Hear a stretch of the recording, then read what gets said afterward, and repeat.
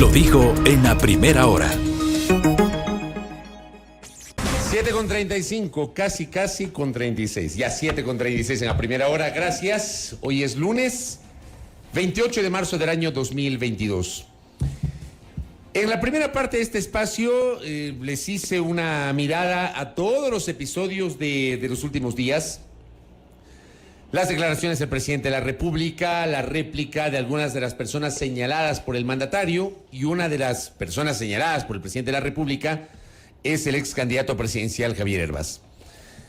Supuestamente, según el presidente, el señor Hervás le habría pedido beneficios tributarios al gobierno a cambio de comprometer los votos de la izquierda democrática a favor de la ley de atracción de inversiones, que finalmente fue negada y archivada por el Pleno de la Asamblea Nacional el jueves de la semana anterior.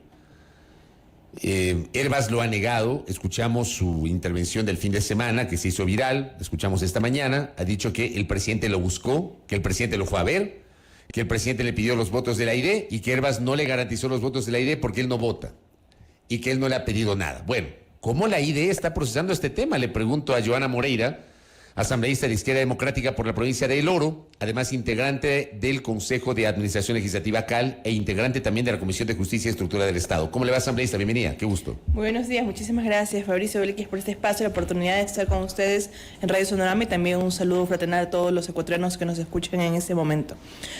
Sin duda es un momento para reflexionar sobre acciones al interno del partido, con nuestros presidentes provinciales, con nuestra bancada de la Izquierda Democrática, que necesitamos estar más unidos que nunca. Eso siempre ha sido también incluso lo que ha hecho que algunas de nuestras posiciones, algunas posturas, podamos dejarlas a un lado, el momento en el que la Asamblea Nacional pasaron por un quiebre inminente, y obviamente ahora con este golpe directo por parte del presidente Guillermo Lasso. Pero sí hay que evaluar tres situaciones para mí en el contexto de las denuncias que presenta el presidente. Cuando hablábamos de la ley tributaria, claramente se vio un pacto con el correísmo, e incluso él mencionó en una ocasión que recibió visitas por parte de asambleístas, por parte de la presidenta de RC, en el que le estaban pidiendo algunos favores a cambio de los votos. Usted dice del episodio de noviembre del año anterior. Así es, de noviembre del año anterior. En esta denuncia, incluso que la hace pública, jamás ejerce ningún tipo de acción. Cuando menciona de que le estaban pidiendo incluso temas de justicia, que es lo que él lo dijo de forma pública, y jamás se hizo absolutamente nada. Ahora con la ley tributaria, ahora con la ley de inversiones, sucede algo parecido, ¿no? Él mantiene reuniones, sus altos directivos mantienen reuniones. Creo que también sería importante hacer una revisión de cuáles funcionarios de la presidencia de la República se encontraban entrando y saliendo de la Asamblea Nacional, que hacían altos directivos o gente muy cercana al gobierno entrando y saliendo de la Asamblea Nacional. Creo que eso también sería una información importante que deberíamos tener: quiénes, cuándo y por qué estaban dentro de la Asamblea. En ese contexto se mantiene varias reuniones, como él manifiesta, en el tema de poder tener los votos. Lo que sorprende también es por qué esperar a que se tenga por seguridad o se vote el primer informe, o obviamente ya existían pronunciamientos públicos por parte de cada una de las bancadas de que no se iba a dar. La Izquierda Democrática desde el día número 1 se pronunció en contra de la ley tributaria. Yo tengo una apreciación totalmente distinta que me gustaría compartirles después, pero sin embargo existieron estos pronunciamientos. ¿Por qué esperar el último momento cuando no se tienen los votos para denunciar estos actos? ¿Por qué no hacerlo como lo obliga el Código Orgánico Integral Penal, que es denunciar apenas se tiene conocimiento de un delito?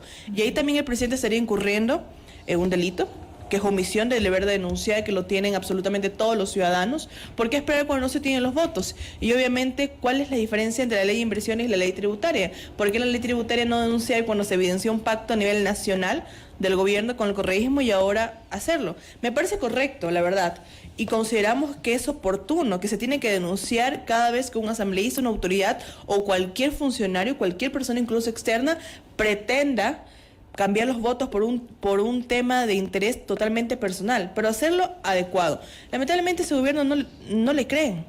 Yo por lo general he escuchado desde la campaña escuchado cuando es presidente y actualmente no tiene credibilidad ese gobierno. Pero en un caso en el que sea verdad, yo espero de verdad que el compañero Javier Herbas pueda salir bien de este proceso, pero si no lo es, pues entonces nosotros vamos a tener que ejercer funciones como lo hemos hecho con cualquiera. Recuerden ustedes, Amado Ortiz, Bella Jiménez, Egna Recalde, nadie tiene ningún tipo de diferencia en el trato ni en los procesos que se deben seguir al interno de un partido y una organización que pretende crecer y que pretende tener gente honesta en sus filas para obviamente replicar una política totalmente distinta. Asambleísta Moreira, buenos días. Este acercamiento que el gobierno procuró con diferentes actores, entre ellos Javier Herbas, como fue de conocimiento público, ¿únicamente fue con él como líder de la izquierda democrática o hubo algún tipo de acercamiento también entre funcionarios del gobierno con asambleístas del bloque de la izquierda democrática a propósito de esto que usted señala, de que se tendría que conocer por qué entraban y salían de la asamblea? Claro. Se ha tenido conversaciones con todos, incluso nosotros hemos tenido oportunidad de conversar con el jefe de bancada, conversar con miembros del gobierno. ¿Por qué? Es importante y va justamente el tema que les decía. Considero que la Asamblea Nacional no jugó un papel importante en la ley de inversiones, porque existía ya un criterio anticipado de archivar la ley a pesar de que se pueda hacer cambios o modificaciones. Claro, existía el escenario del veto por parte del presidente, pero eso siempre ha existido y no por eso la Asamblea debe dejar de hacer su trabajo. Y cuando yo una vez les planteaba es importante poder tener esta mesa de diálogos, de construir un informe de minoría con Pachacuti, con Izquierda Democrática, con UNES, para poder ratificarnos en estas observaciones que nosotros teníamos pensadas incorporarlas y que con el veto obviamente podríamos saldar cualquier preocupación que tendríamos, o incluso sentarnos con el gobierno y decirle, ok, nosotros estamos dispuestos a poder aprobar una ley de inversiones siempre que el presidente pueda respetar las observaciones por parte de la Asamblea Nacional y no con su veto modificarlas o cambiarlas. Y fue uno de los escenarios en los que, en los acuerdos que el país necesita, en los que son transparentes, no hay que tenerles miedo. Por ahí sí considero, yo sí fui muy enfática al interno y fuera de mi bancada de decirles que no jugamos bien un papel protagónico en esta ley de inversiones y que incluso cuando ya se presentaba esta hora para las observaciones, se había ya el criterio de que no importa qué observaciones se incorporen, igual se iba a archivar la ley. Obviamente el escenario del veto, pero considero que esos son los diálogos que hay que realizarse en el seno de la Asamblea Nacional, incluso con el gobierno o incluso con los asambleístas que representan al gobierno, como se lo he hecho antes, como siempre hemos justamente conversado en el marco de incorporar observaciones importantes, que ese es el deber de los asambleístas. Entonces en eso sí no estoy de acuerdo. Y obviamente en el tema de que puedas llegar a un consenso, creo que los diálogos siempre deben ser con los altos directivos. Por eso existe un jefe de bancada que debe llevar y que debe recoger observaciones de la bancada, un presidente de un partido, y son ellos los que se deben manejar siempre los diálogos, obviamente el interno también del partido. No diálogos individuales con legisladores que al final no tienen el poder de decisión orgánica. Yo siempre he pensado que cuando dialogan por separado con legisladores es porque aparentemente quieren seducirlos o seguramente quieren que no voten orgánicamente. Y esa ha sido una práctica de la política, no de ahora, de siempre, asambleísta. ¿Y esto no pasó con la izquierda democrática? Hacia allá iba mi pregunta puntualmente. No, nosotros no hemos tenido, o por lo menos yo puedo decir, Yana Moreira, un diálogo personal con cierta persona en relación con la ley de inversiones. Incluso tengo muy buena relación con algunas personas del gobierno, con asambleístas del gobierno, y siempre ha sido de sentémonos, conversemos, pero con quienes obviamente tienen la posibilidad de poder colocar quizás o lograr esa mayoría para poder calificar un proyecto de ley, porque la izquierda democrática son al final 15 votos, no son 70 votos, y por lo tanto siempre Sí, pero en las condiciones actuales esos 15 votos suman. Usted sabe que son 15 votos decisivos, claro. Pero si no tienes, pero no tienes un acuerdo previo con Pachacuti, con izquierda democrática, no es posible. Porque, a ver, la izquierda democrática presenta 100 observaciones. Yo sé que no van a cogerme las 100 observaciones porque no soy 70 votos. Sé que tienen que lograr escuchar las observaciones de Pachacuti, que muchas las veces puede ser diferentes que la izquierda en referente al artículo, igual con el correísmo. ¿Por qué? Porque siempre es importante para un tema de una mayoría por si existe un veto por parte del presidente. Entonces ahí vamos, siempre lograr los escenarios, y sabemos que sin el correísmo jamás se logra 92 votos en la Asamblea Nacional, lo que se necesita para ratificarse en un texto. Así que yo creo que en ese contexto siempre hemos hablado, y también el hecho de no pretender quebrar o romper las bancadas en estas votaciones, sino que sea una votación orgánica, una votación como movimiento, como partido político, para que pueda incluso ser un mensaje positivo al país. A ver, pero yo ahí le quiero preguntar una cosa sobre el tema orgánico. Ustedes como Izquierda Democrática, y usted lo dijo hace minutos, desde el primer momento la Izquierda Democrática no estuvo de acuerdo con el proyecto de ley de inversiones. Hubo declaraciones de varios de sus líderes en el sentido de que no estaban de acuerdo y que se iba a votar por negar y archivar el proyecto de ley. ¿Cómo se entiende la votación de la señora Velázquez, alterna del asambleísta Vilma Andrade, que no votó de manera orgánica con el partido? Eso es un tema que se ha manifestado, incluso hubo una discusión muy fuerte ese día del Pleno de la Asamblea Nacional.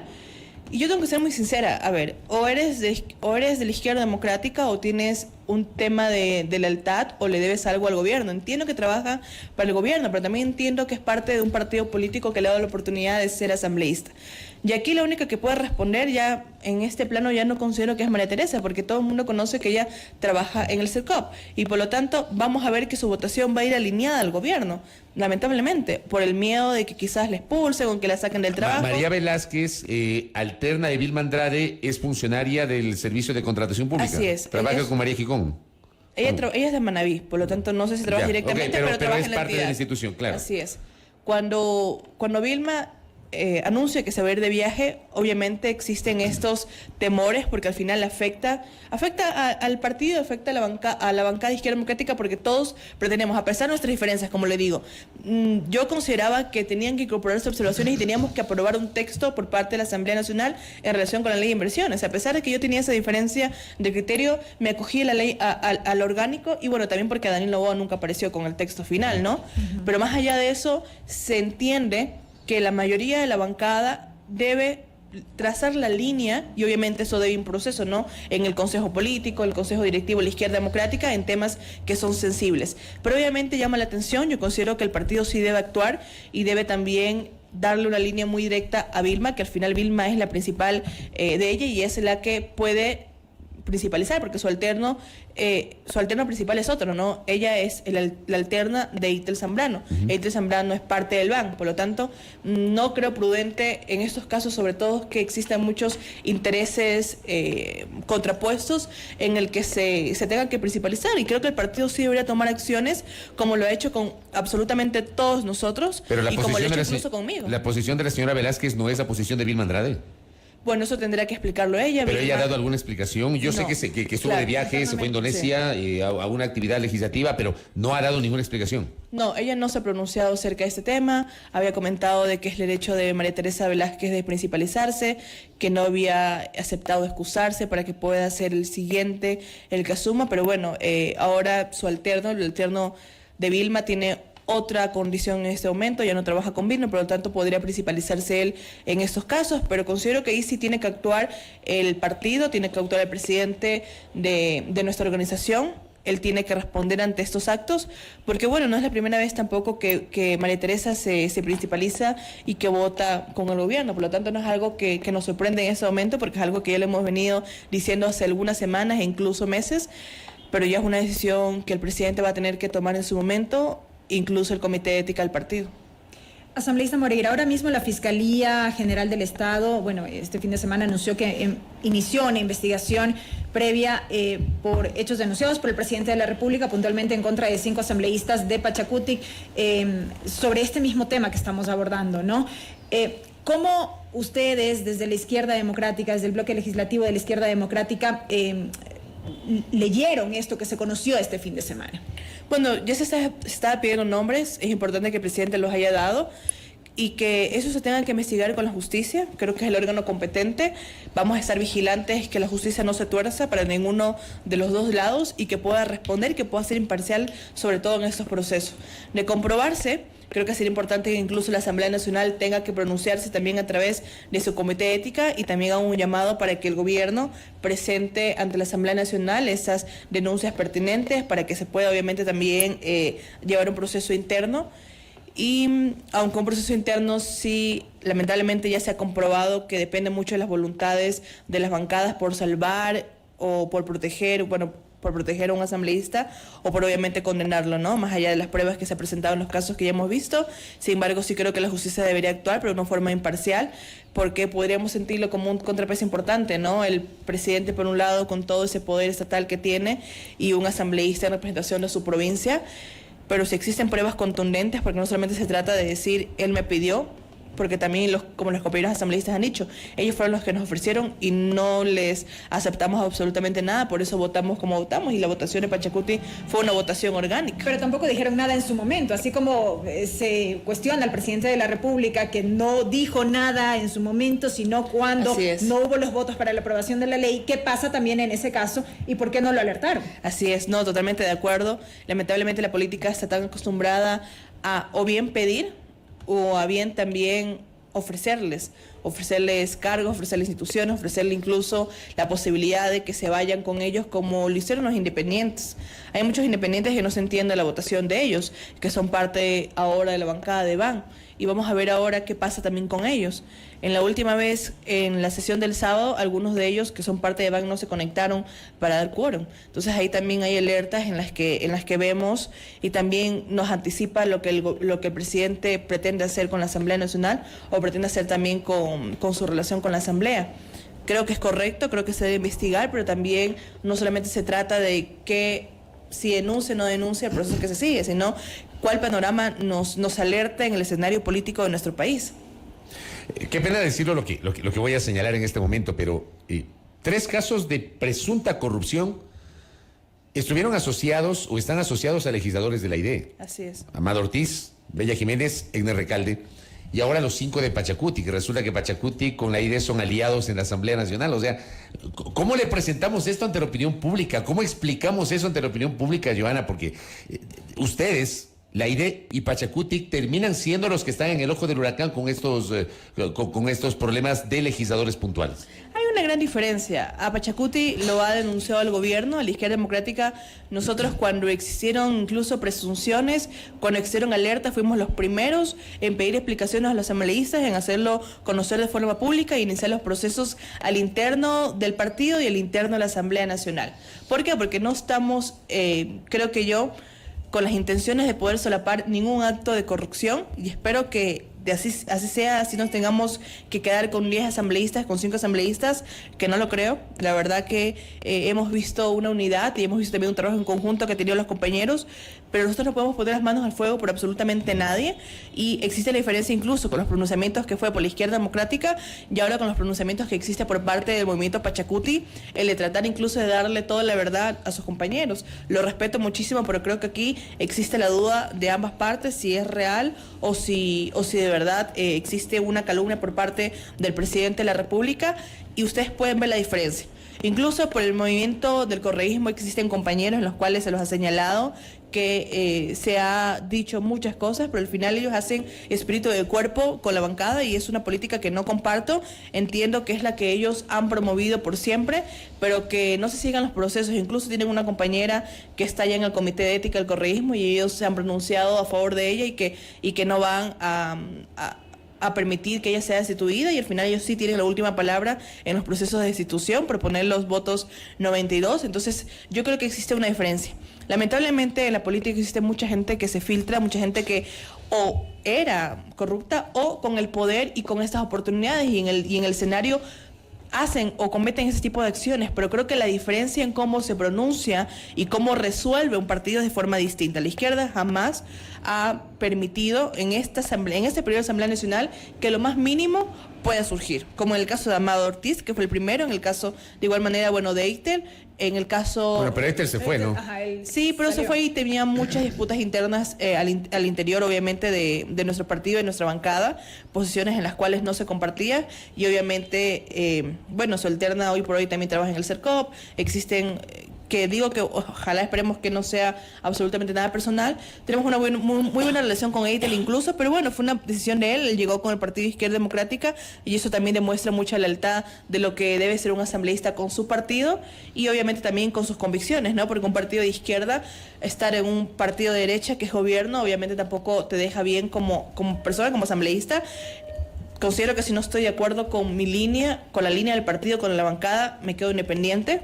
pero eso es un tema, bueno, muy personal que él va a tener que responder, y en su momento lo dijo de forma muy clara.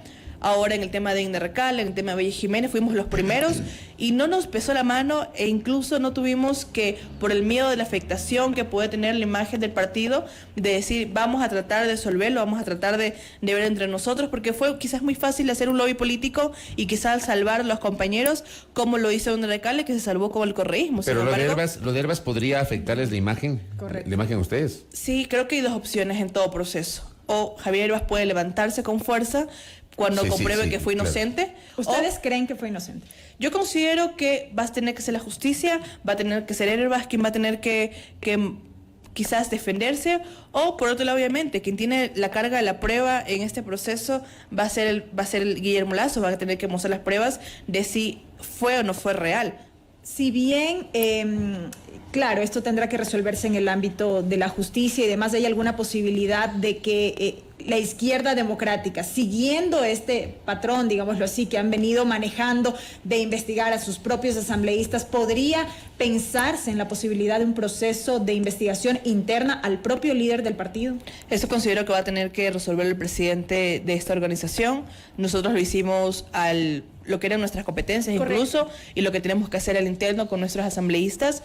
Sí creo pertinente que debemos hacer una reunión urgente. Sé que la están organizando, una reunión con absolutamente todos los dirigentes del partido y a nivel país, para poder resolver esta situación que sí es un duro golpe.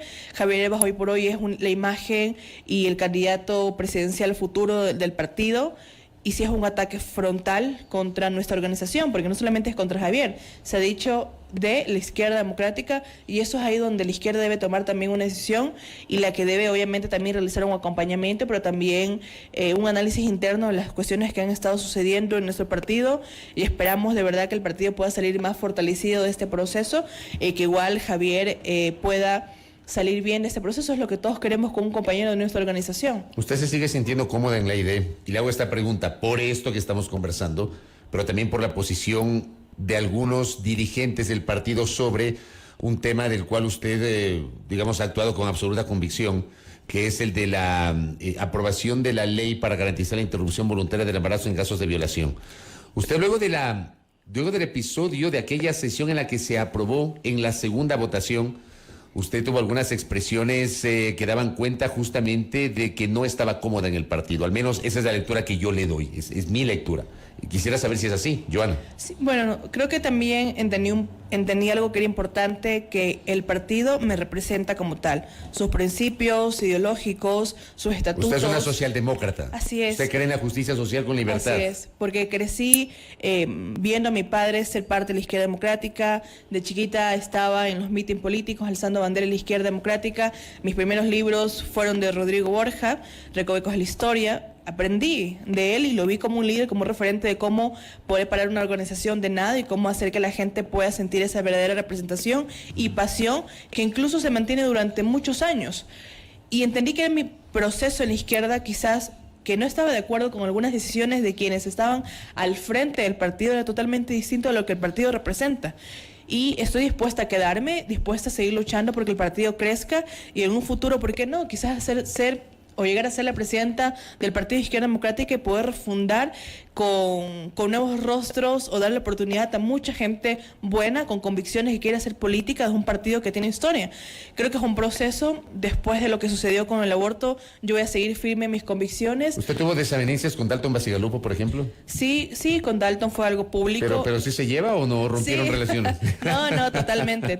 A ver, es su posición personal como la mía, por lo tanto, considero que sí se pasó un límite de quizás esa diferencia que se pudo conocer en su momento. Creo que los dos cometimos errores durante el proceso, en el trato entre ambos, pero de ahí en la opinión que él puede tener es la mía, también, no puedo pretender que todo el mundo comprenda mi posición a relación con esta ley, y tampoco puedo pretender que se desconozca la de Dalton. Considero que el partido como tal sí debería haber exigido una posición orgánica con un tema que es incluso de agenda de gobierno y agenda incluso del partido. Pero bueno, esas son decisiones que en su momento son los presidentes provinciales quienes van a tomar, quizás, o van a tener que evaluar cada una de las de las acciones o de las, no sé, de lo que ya marca en la competencia de los líderes nacionales. Para ir concluyendo, asambleísta Moreira, quiero trasladar la pregunta que Fabricio planteaba originalmente para esta entrevista como tal. ¿Es irreversible esta ruptura entre el gobierno y la asamblea? Y lo pregunto porque sigue latente esta posibilidad de una eventual muerte cruzada. Se sigue hablando de eso. De forma muy personal, yo considero que no debería, más allá de esas acciones tomadas por parte del gobierno, incluso en contra de la izquierda democrática.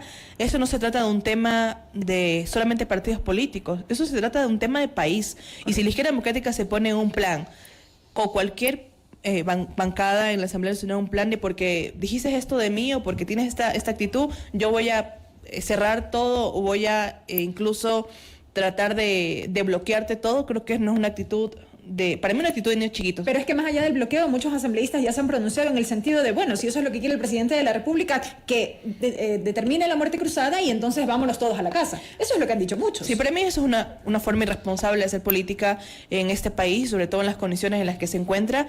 Quienes ustedes escuchan, quienes llaman a muerte cruzada, son la misma bancada que desde un momento se ha pronunciado a favor de ella.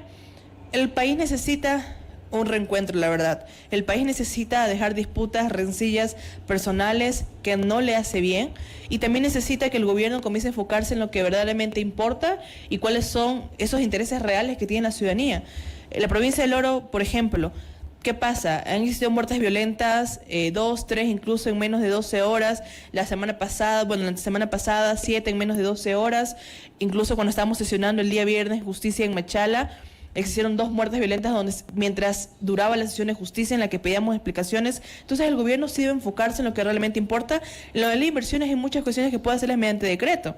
Puedes comenzar a hacer acciones ya inmediatas, pero no vemos tampoco la voluntad por el gobierno por darle respuestas a la ciudadanía. Y bueno, en el marco de un incumplimiento del Plan Nacional de Desarrollo, la Asamblea Nacional sí puede actuar. Creo que ahí sí tendríamos los fundamentos necesarios, pero llamar una muerte cruzada porque no me gusta el presidente, porque no me cae bien o porque simplemente el presidente también pretende que la Asamblea Nacional pueda legislar de rodillas a él, tampoco lo considero absolutamente nada maduro entre la política en la que nos encontramos. O sea, no estamos hablando de no sé, un consejo del colegio o de la universidad, estamos hablando de quienes están ejerciendo la más alta representación de los ciudadanos, y tomar a la ligera estos temas no considero. Igual la Asamblea Nacional podría hacerlo, tiene todas las competencias incluso constitucionales, pero en ese momento en el que el país necesita estabilidad, en el que incluso inversionistas fuera del país necesitan ver al país estable, ¿quién va a pretender venir a invertir en nuestro país cuando no sabe ni siquiera lo que va a pasar el día de mañana? Si se viene muerte cruzada, si se cambia el presidente, se cambian las reglas del juego. Entonces, ese escenario de inestabilidad que le está dando la política al país va a hacer que incluso no podamos reactivarnos económicamente. Correcto. Y lo último, ¿qué van a hacer con el tema del aborto? Que usted estaba, obviamente fue una parte de la Comisión de Justicia. ¿Qué va a pasar con eso? Estamos analizando un escenario en el que, bueno, hay que decirlo también de forma muy clara, el presidente abusa de su facultad de veto para incorporar un veto parcial, que es claramente un veto total, veta 61 de 63 artículos, incluso los considerandos, pero no solamente eso. En la revisión de este veto por parte del presidente, las objeciones tienen fundamentos de constitucionalidad, de adaptación o no a la sentencia, de la objeción de conciencia, de incluso temas de que si es constitucional o no el derecho al aborto. Son varios fundamentos. ¿Cuál es la diferencia? A ver, nosotros tenemos, el presidente tiene la posibilidad de presentar un veto parcial, total, o un veto por inconstitucionalidad. El veto por inconstitucionalidad obviamente topa temas o fundamentos de si es constitucional o no, y eso es lo que hace el presidente. Por lo tanto, la Asamblea no es el organismo competente para resolver estos temas. El único órgano reconocido por la Constitución es la Corte Constitucional. La Comisión de Justicia, la Asamblea Nacional debe remitir este veto a la Corte Constitucional para que sean ellos quienes resuelvan. Obviamente el presidente usa un veto parcial porque sabe que en el escenario que nos encontramos actualmente va a ser muy complicado ratificarnos en el texto que envió la Asamblea Nacional, y entraría prácticamente un allanamiento del veto por parte del presidente. Hoy vamos a votar el informe no vinculante en la Comisión de Justicia y esperemos tenerlo en la Asamblea Nacional, en el Pleno de la Asamblea, para que podamos, mediante una moción y contar obviamente con ya no un criterio de si estamos a favor o no del aborto o si estamos a favor o no del proyecto de ley, sino un tema muy técnico que debe acoger la Asamblea y que debería pronunciarse de que este veto es constitucional. Ya existen precedentes incluso en que la Asamblea, bueno, el Congreso envió un veto igual por parte de la Ley de Seguridad Social, que se envía un veto parcial, pero al final tenía fundamentos constitucionales y el Congreso lo remite a la Corte, en ese momento creo que era Tribunal Constitucional, y lo remite, eso fue en el 2000. Por lo tanto, va a ser un procedimiento totalmente similar, y si no se cuenta con las voluntades, obviamente creo que va a ser un error por parte de la Asamblea resolver sobre un tema en el que no tiene competencia, y recaería nuevamente a la Corte. Correcto. Gracias, Joana, por el tiempo. Muy gentil. Gracias a ustedes. Gracias a Joana Moreira, asambleísta de Izquierda Democrática, conversando aquí en A Primera Hora con su posición sobre los episodios que está enfrentando la legislatura y estas desavenencias con el Ejecutivo. Primera plana. Todas las noticias, todas las voces.